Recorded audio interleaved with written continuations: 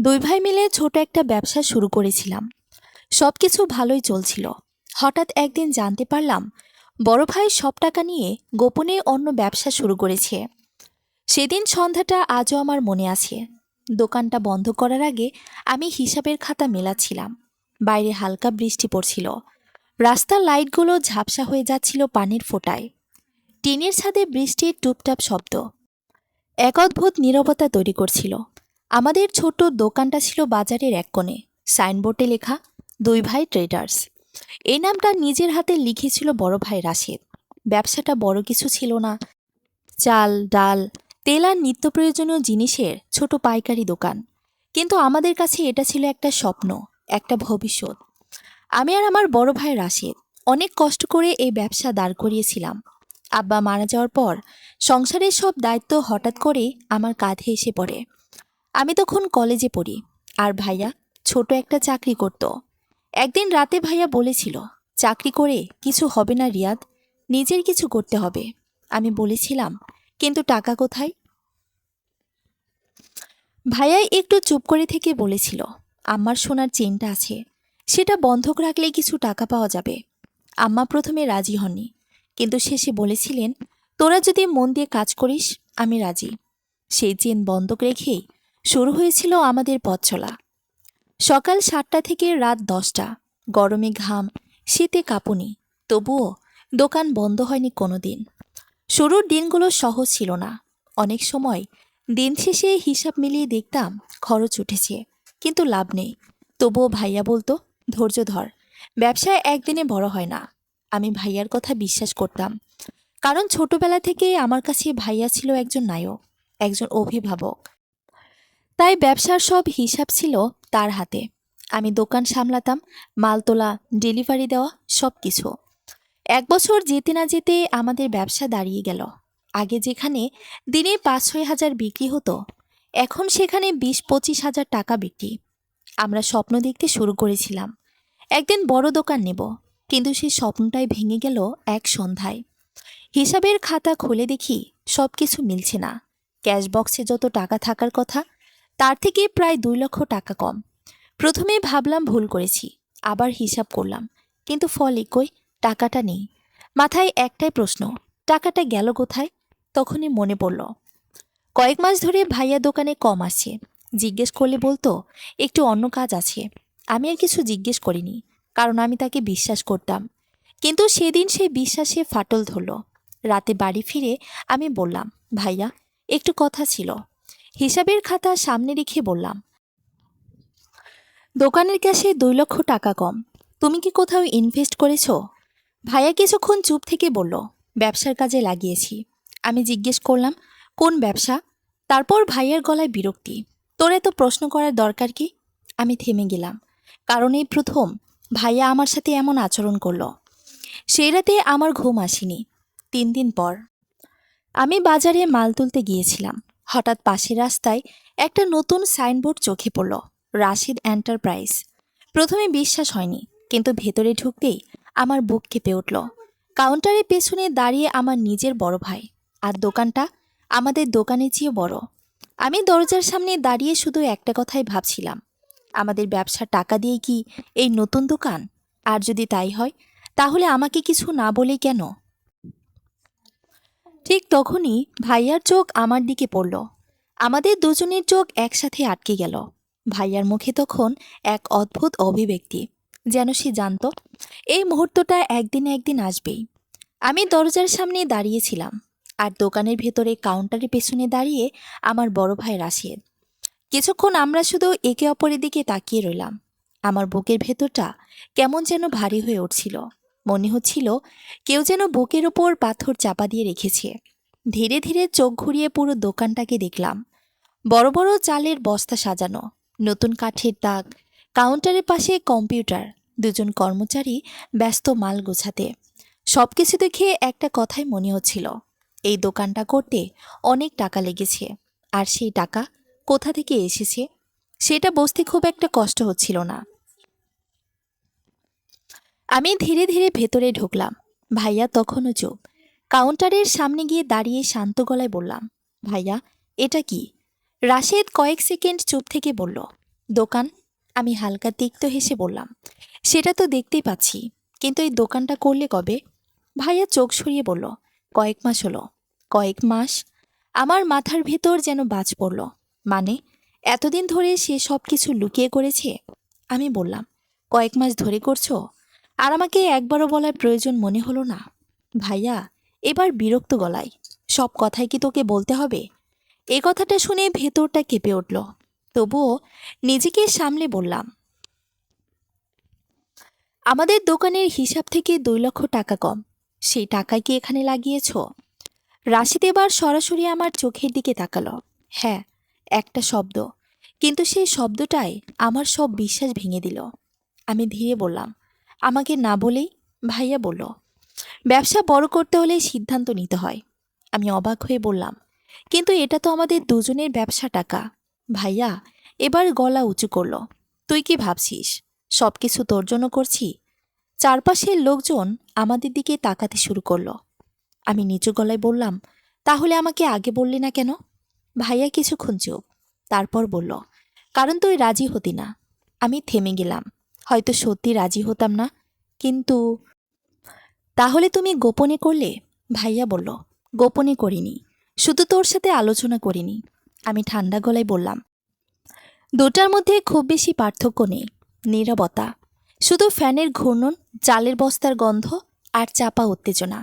হঠাৎ ভাইয়া বলল, রিয়াদ, তুই বুঝতে পারছিস না? কি বুঝতে পারছি না? ভাইয়া নিচু গলায়, এই দোকানটা দাঁড়িয়ে গেলে আমরা অনেক বড় হতে পারবো।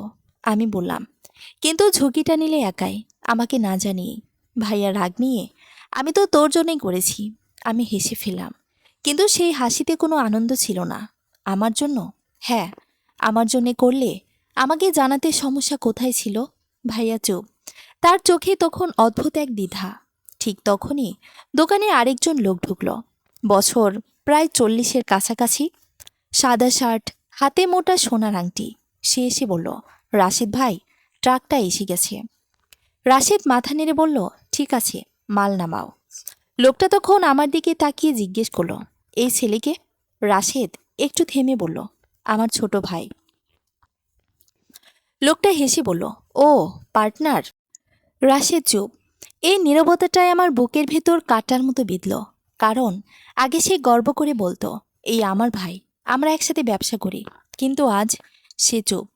লোকটা আবার বলল, ভালো হয়েছে, এখন থেকে আপনাদের ব্যবসা আরও বড় হবে। আমি ধীরে বললাম, আমাদের? লোকটা বলল, হ্যাঁ, রাশেদ ভাই তো বলেছিলেন নতুন পার্টনার এসেছে। আমি থমকে গেলাম, নতুন পার্টনার? লোকটা অবাক, আপনি জানেন না? আমার বুকের ভেতর ধক করে উঠল, কি জানি না? লোকটা অস্বস্তিতে, না কিছু না। রাশেদ তাড়াতাড়ি বলল, আপনি মাল দেখেন। লোকটা চলে গেল। আমি ধীরে ভাইয়ার দিকে তাকালাম, নতুন পার্টনার? ভাইয়া চোখ সরিয়ে নিল। আমার ভেতরে তখন অদ্ভুত ভয় কাজ করছে। ভাইয়া, তুমি কি কারোর সাথে পার্টনারশিপ করেছো? চুপ। আমাদের টাকা দিয়ে? কিছুক্ষণ পর, হ্যাঁ। আমি স্তব্ধ। কে? রাশেদ একটু দ্বিধা করে বলল, কামাল ভাই। এই নামটা শুনে মাথা ঘুরে উঠল, কারণ বাজারে কামাল ভাই খুব পরিচিত। কিন্তু তার আরেকটা পরিচয় আছে, খুব চালাক। সুযোগ পেলে মানুষ ঠকাতে একটু দ্বিধা করে না। আমি ধীরেই বললাম, তুমি কামাল ভাইয়ের সাথে পার্টনারশিপ করেছো? হ্যাঁ। তুমি জানো সে কেমন মানুষ? রাশেদ জোরে বলল, আমি সব জানি। আমি চুপ করে গেলাম, কিন্তু মাথার ভেতর একটা কথাই ঘুরছিল, ভাইয়া কি বড় একটা ভুল করে ফেলেছে? আর যদি করে থাকে, তাহলে তার ফল আমাদের দুজনকেই ভুগতে হবে। দোকান থেকে বের হয়ে রাস্তার পাশে দাঁড়িয়ে রইলাম। বাজারের কোলাহল, গাড়ির হর্ন, মানুষের কথা, সবকিছু যেন দূর থেকে আসছে। আমার মনে হচ্ছিল, আজ আমি শুধু একটা নতুন দোকান দেখিনি, আমি হয়তো এমন একটা সমস্যার দরজা খুলতে দেখেছি যা আমাদের দুই ভাইয়ের সম্পর্কটাই বদলে দেবে। আর তখন আমি জানতাম না সামনে কি অপেক্ষা করছে। সেদিন বাজার থেকে বের হয়ে আমি অনেকক্ষণ রাস্তার পাশে দাঁড়িয়েছিলাম। মানুষজন আসছে, যাচ্ছে, দোকানের সামনে হকারদের ডাক, রিকশার বেল, চারপাশের কোলাহল।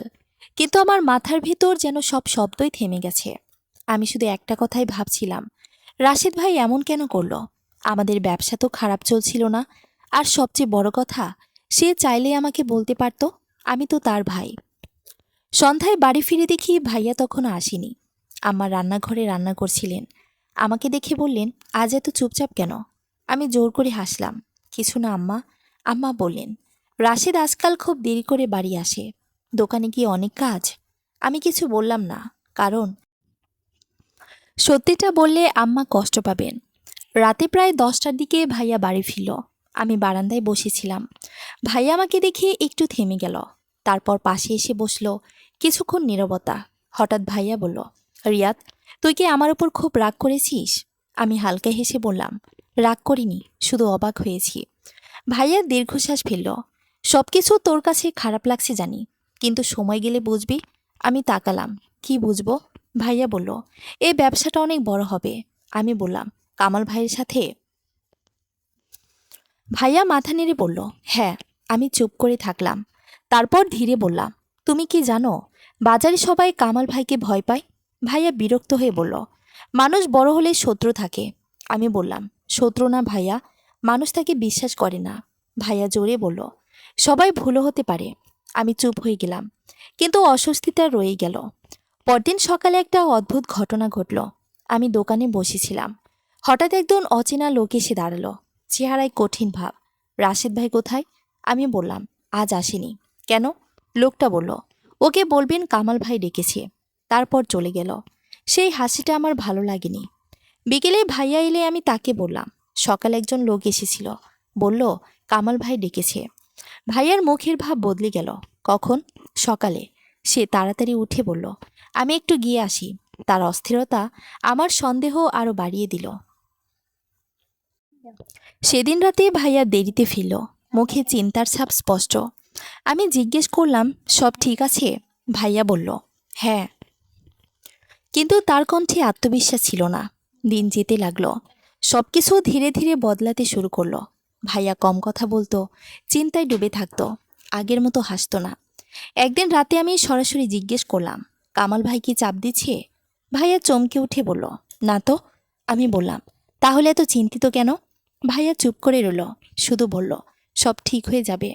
কিন্তু সে কথায় ভরসা পেলাম না। এরপর একদিন সবকিছুই উল্টে গেল। সেদিন বিকেলে হঠাৎ বাজারে হইচই। পুলিশ এসেছে। আমি বাইরে তাকালাম। দেখে কয়েকটা পুলিশের গাড়ি এসে থামছে। পুলিশরা সরাসরি হাঁটতে শুরু করলো রাশেদ এন্টারপ্রাইজের দিকে। আমার বুক ধক করে উঠল। আমি দৌড়ে সেখানে গেলাম। দোকানের সামনে ভিড়। পুলিশ ভেতর ঢুকে তল্লাশি করছে। আর কাউন্টারের পাশে দাঁড়িয়ে তার বড় ভাই রাশেদ। তার মুখ ফ্যাকাশে। একজন পুলিশ জোরে বলল, এই দোকানে অবৈধ মাল পাওয়া গেছে, সব সিল করা হবে। আমি হতবাক। কিছুক্ষণ পর বড় বড় বস্তা বের করা হলো। মানুষজন ফিসফিস করছে, চোরাই পণ্য। আমি ভিড় ঠেলে ভাইয়ের কাছে গেলাম। ভাইয়া, এটা কি? রাশেদ নিচু গলায় বলল, আমি জানতাম না। ঠিক তখনই পেছন থেকে একটা কণ্ঠ, জানতেন না? আমি ঘুরে তাকালাম। ভিড়ের মধ্যে দাঁড়িয়ে কামাল ভাই। তার মুখে অদ্ভুত এক হাসি। সে ধীরে বলল, ব্যবসা করতে গেলে সব কিছু জানতে হয় রাশিদ ভাই। তার সেই হাসি দেখে মনে হলো, এই পুরো ঘটনাটা কি আগে থেকেই পরিকল্পনা করা ছিল? আর রাশিদ ভাই কি সত্যি ফাঁদে পড়ে গেছে? বাজারের সেই বিকেলটা আমি কোনোদিন ভুলতে পারবো না। পুলিশ তখন রাশেদ এন্টারপ্রাইজের ভেতরে তল্লাশি চালাচ্ছে। চারিদিকে মানুষের ভিড়, ফিসফিসানি, কৌতূহল, সন্দেহ। কেউ বলছে চোরাই মাল ধরা পড়েছে, কেউ আবার, আমি তো আগে থেকেই সন্দেহ করতাম। আমি ভিড় ঠেলে ভেতরে ঢুকলাম। দেখে পুলিশ বড় বড় বস্তা টেনে বাহিরে আনছে। বস্তার মুখ খুলতে বের হলো বিদেশি তেল, দামি সিগারেট আর কিছু ইলেকট্রনিক জিনিস। একজন পুলিশ অফিসার গম্ভীর গলায় বলল, সব মাল জব্দ করা হবে। আমার বুক কেঁপে উঠল। আমি রাশেদ ভাইয়ের দিকে তাকালাম। সে চুপ করে দাঁড়িয়ে, মুখ ফ্যাকাশে, চোখ নিচু। আমি ধীরেই বললাম, ভাইয়া, তুমি জানো না এগুলো কি? সে খুব আস্তে বলল, আমি সত্যি জানতাম না। ঠিক তখন একজন পুলিশ এসে বলল, আপনাকে থানায় যেতে হবে। আমি চমকে উঠলাম। কেন? পুলিশ বলল, এই দোকানের মালিক উনি, তদন্তের জন্য নিয়ে যেতে হবে। আমার মাথা গরম হয়ে গেল। কিন্তু উনি তো, আমার কথা শেষ করার আগেই থানায় গিয়ে সব বলবেন। আমি ভাইয়ার দিকে তাকালাম, সে একবার আমার দিকে তাকালো, চোখে অসহায়তা। যে মানুষটা সব সময় শক্ত ছিল আজ সে ভেঙে পড়েছে। পুলিশ তাকে গাড়িতে তুলে নিয়ে গেল।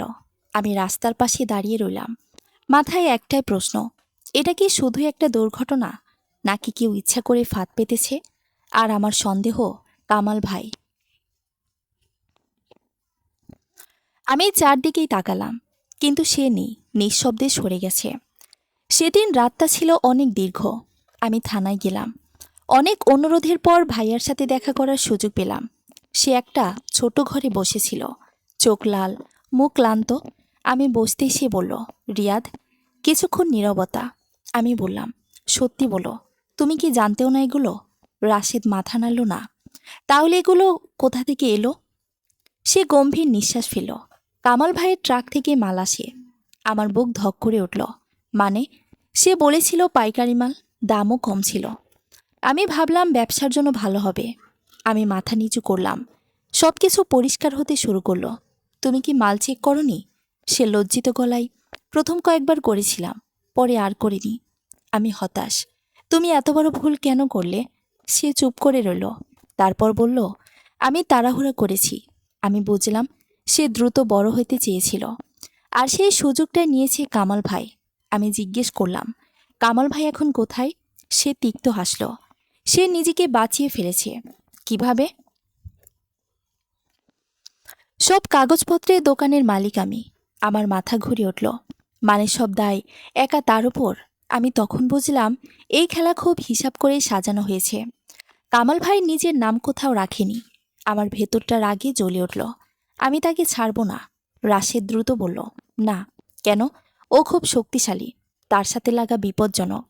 আমি দৃঢ় গলায় বললাম, তবু সত্য বের করব। সে চুপ করে রইল। তারপরে বলল, রিয়াদ, একটা কথা বলি। কি?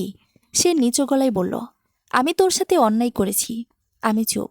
তোকে না জানিয়ে এই ব্যবসা শুরু করা ভুল ছিল। আমি দীর্ঘ নিঃশ্বাস ফেললাম। এখন এসব বলার সময় না। সে মাথা নিচু করল। তবু বললাম। নীরবতা।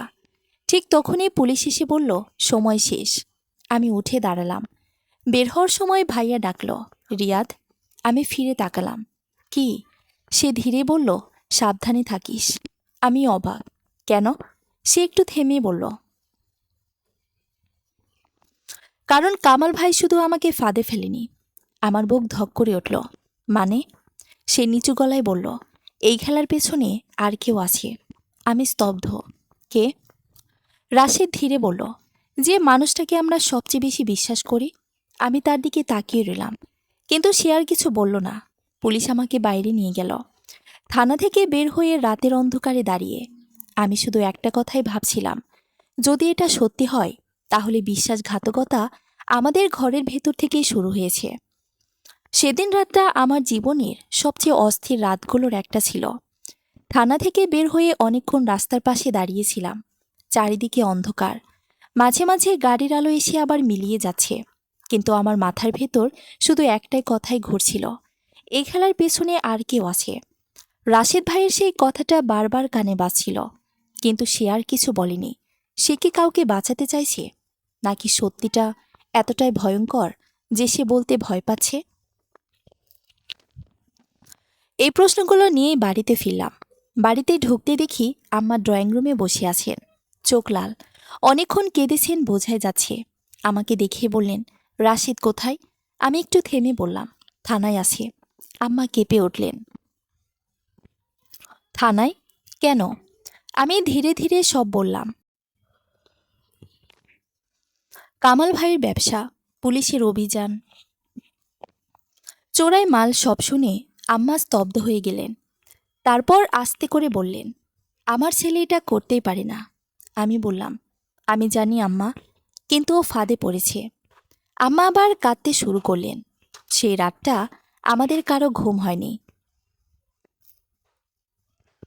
পরের দিন সকালে আমি সিদ্ধান্ত নিলাম, আমি সত্যিটা বের করব। প্রথমেই গেলাম বাজারে।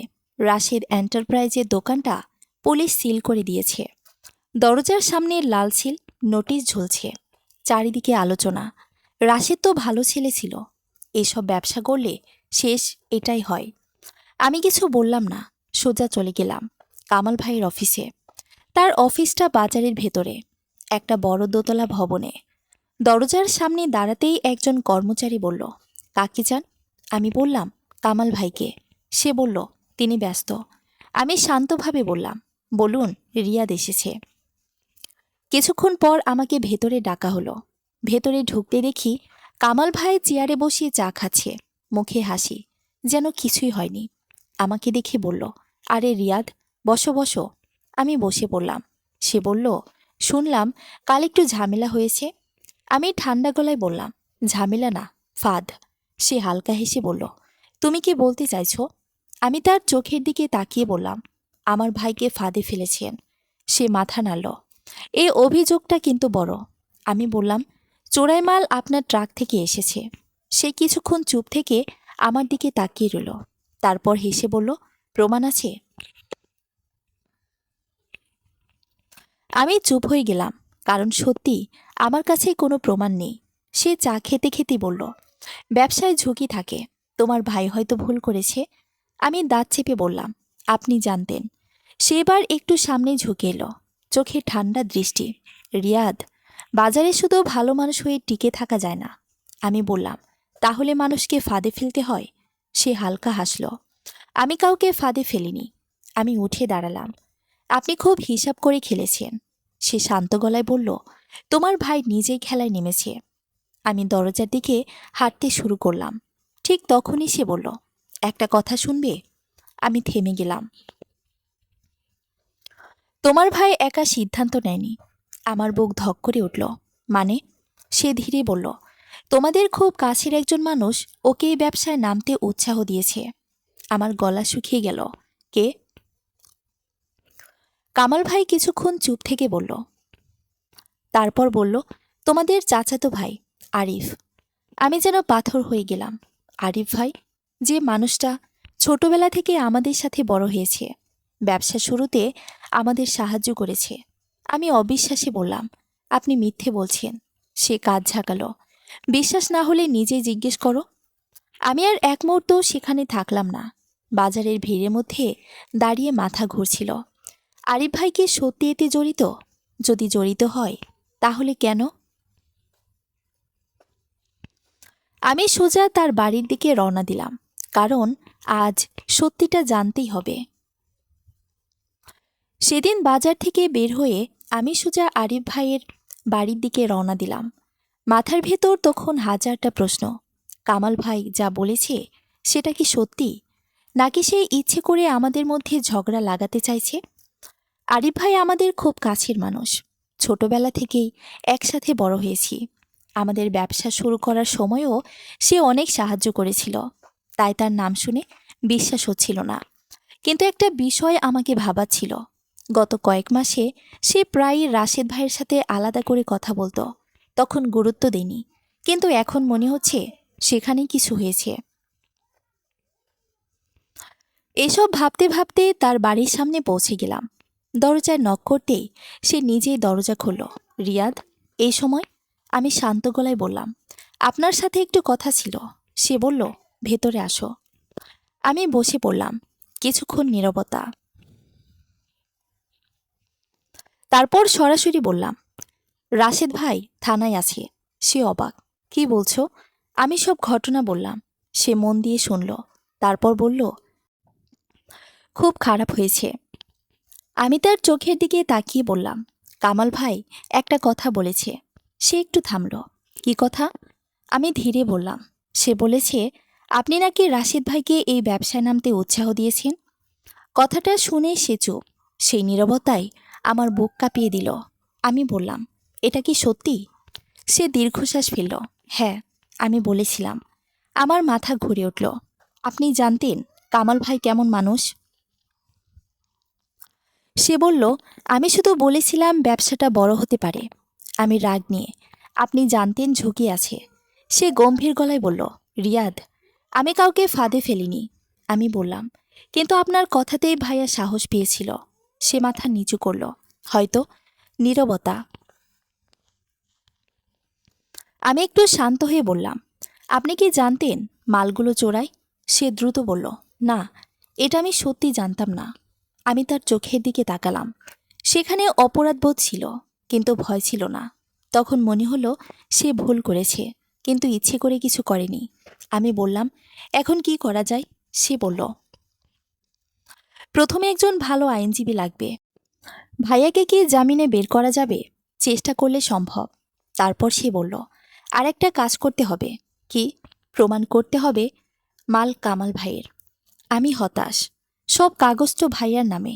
সে বলল, তবু চেষ্টা করতে হবে। তার গলায় দৃঢ়তা ছিল। প্রথমবার মনে হলো হয়তো আমরা পারব।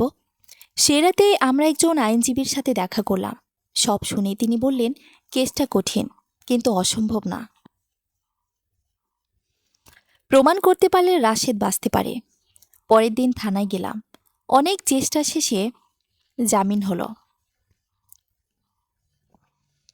সন্ধ্যায় রাশেদ ভাই বের হয়ে এলো, মুখ ক্লান্ত, চোখে চাপা কষ্ট। আমাকে দেখে বলল, রিয়াদ। আমি তার কাঁধে হাত রাখলাম। সব ঠিক হয়ে যাবে। আমরা তিনজন, আমি, রাশেদ ভাই আর আরিফ ভাই, একসাথে বাড়ির পথে হাঁটছিলাম। রাস্তার আলো জ্বলছে, চারিদিকে নরম সন্ধ্যা। হঠাৎ রাশেদ ভাই বলল, আমি বড় ভুল করেছি। আমি বললাম, ভুল সবাই করে। সে বলল, কিন্তু আমার ভুলে তোমাদের সবাইকে কষ্ট পেতে হচ্ছে। আমি হেসে বললাম, এখন ভুল ঠিক করার সময়। সে আমার দিকে তাকালো। তার চোখে আবার সেই আত্মবিশ্বাস ফিরছে। আমি মনে মনে ঠিক করলাম, এই লড়াই আমরা একসাথে লড়ব। কারণ আমরা শুধু ব্যবসার পার্টনার না, আমরা দুই ভাই। আর ভাইয়ের পাশে ভাই না থাকলে এই পৃথিবীতে দাঁড়িয়ে থাকা খুব কঠিন। জামিনে বের হওয়ার পরের দিন থেকেই আমরা সময় নষ্ট করিনি। কারণ আমরা বুঝে গিয়েছিলাম, এখন কিছু না করলে সব দোষ রাশেদ ভাইয়ের উপরেই থেকে যাবে। সকালে আমরা তিনজন একসাথেই বসেছিলাম। আমি, রাশেদ ভাই আর আরিফ ভাই। টেবিলের উপর কাগজপত্র ছড়িয়ে আছে। আইনজীবীর পরামর্শ অনুযায়ী প্রথম কাজ ঠিক হলো প্রমাণ খোঁজা। রাশেদ ভাই বলল, কামাল ভাইয়ের ট্রাক থেকে মাল আসতো। ট্রাকের কোনো রেকর্ড পাওয়া গেলে? আমি বললাম, ড্রাইভারকে খুঁজে বের করতে হবে। আরিফ ভাই মাথা নেড়ে বলল, হ্যাঁ, ড্রাইভারই সব জানে। সেদিনই শুরু হলো খোঁজ। অনেক জিজ্ঞাসাবাদের পর জানা গেল ড্রাইভারের নাম সোহেল। সে নাকি বাজারের কাছের একটা গ্যারেজে থাকে। বিকেলে আমরা সেখানে গেলাম। একটা ছোট ঘরের সামনে দাঁড়িয়ে দরজায় নক করতেই একজন মাঝবয়সী লোক বের হলো। রাশেদ ভাই বলল, তুমি কি সোহেল? সে একটু চমকে বলল, হ্যাঁ। কেন? আমি শান্তভাবে বললাম, রাশেদ এন্টারপ্রাইজের ব্যাপারে কথা বলতে এসেছি। তার মুখের রং বদলে গেল। আমি কিছু জানি না। আমি বললাম, আমরা ঝামেলা করতে আসিনি, শুধু সত্যটা জানতে চাই। আরিফ ভাই বলল, তোমার কোনো দোষ নেই, কিন্তু সত্য না বললে নির্দোষ মানুষ শাস্তি পাবে। নীরবতা। তারপর সোহেল গভীর নিঃশ্বাস ফেলল। ভেতরে আসেন। ঘরের ভেতর ঢুকতে সে বলল, আমি জানতাম একদিন এই ঝামেলা হবে। আমার বুক ধক করে উঠল। কি জানো?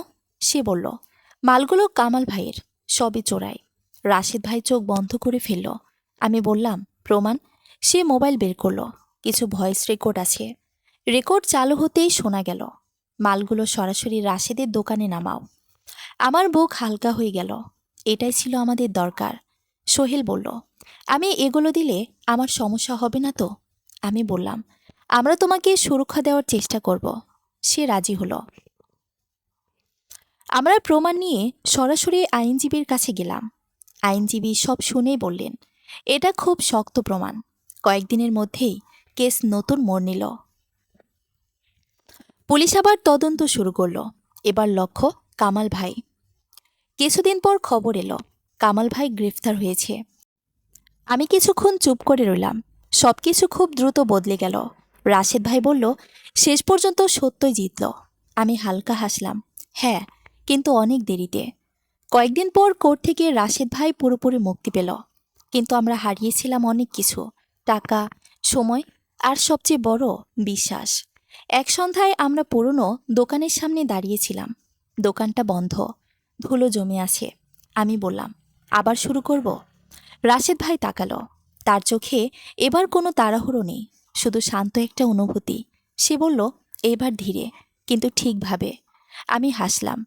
এইবার সব ঠিক করব। সে বলল, আর কোনো গোপন কিছু না। আমি বললাম, কখনো না। আমরা তালা খুললাম। লাইট জ্বালাতেই মনে হলো সবকিছু আবার নতুন করে শুরু হচ্ছে। হয়তো এবার দ্রুত বড় হব না, কিন্তু এবার আমরা শিখেছি বিশ্বাস ছাড়া কোনো ব্যবসা টেকে না। আর ভাইয়ের ওপর ভরসা, এটাই সবচেয়ে বড় পুঁজি। সমাপ্ত। গল্পটি আপনাদের কাছে কেমন লেগেছে প্লিজ কমেন্ট করে জানাবেন। ধন্যবাদ সবাইকে।